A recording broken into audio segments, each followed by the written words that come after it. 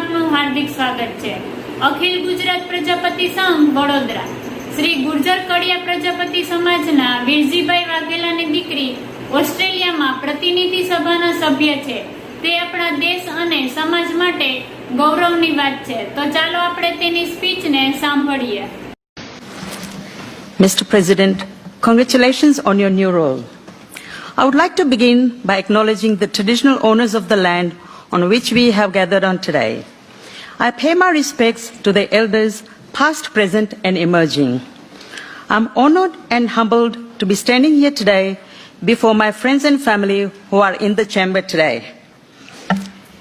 Today, I stand before you, the daughter of visionary parents. I have been the first in my achievements here. I was the first woman to hold the ministerial advisory role in the Victorian government. I'm the first Indian-born MP to enter the Victorian Parliament. I'm the first Indian-born Hindu to enter any parliament in Australia. Of course, I owe this honor first and foremost to the people of the Western Metropolitan region. But I also owe it to my parents. My father, Virjibhai Vaghela, grew up in poverty. His mother died when he was about 6 years old. He began working as a shoe polisher at a very early age.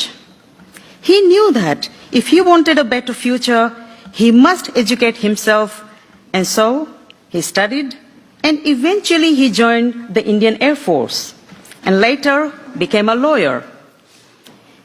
He was poor when my mother, Yamuna Ben Gohil, married him. They had 5 children, 4 daughters and then a son. I am the eldest.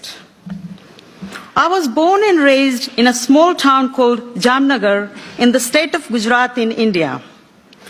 I have yet to meet people who possess the qualities of intelligence, discipline, kindness, honesty and generosity to the same degree as my parents. Their love and devotion to us, the children, was overwhelming. We were filled with ideas of self-belief, resilience, hard work, equality, justice, and the belief that we were worthy and we would achieve anything we put our minds to. Simply, their mantra was, "Nothing is impossible for us." They were united in the very strong, progressive belief that educating their daughters would lead us to a life of independence and prosperity. Growing up, we daughters were never made to feel inferior because of our gender. We were allowed independence and freedom of self-expression. They sent us to private school and university despite facing financial hardships and for which they had to make many sacrifices in their life. My sister and I were sent to live in St. Xavier's Ladies Hostel in the capital city of Gujarat, Ahmedabad, where we stayed until we finished our undergraduate degree. I completed my Bachelor's of Science at St. Xavier's College, where I was first in university in my subjects. I met a man named Dinesh Chauhan when I was doing my first year of Master's of Science degree. He proposed to me. I had stipulations that he would need to fulfill for me to consider his proposal. One of my conditions was that he must let me continue my studies after marriage. And 2, we would go overseas for my further studies, which was a childhood aspiration of mine. I never thought he would accept, but he did. And today, I can tell you that he fulfilled all my conditions, and I have been married to him for 26 years. As I have been the beneficiary of the belief in gender equality, my heart fills with joy when I see that our cabinet is comprised of 50% women. As our population is 50% women, so must be our governance and our workforce. After marriage, I did complete my master's degree and had a daughter whom we named Aishwarya. My ambition to study overseas did not subside after becoming a wife or a mother. I came to Australia as an international student to study a Masters of Applied Science at RMIT in 1998.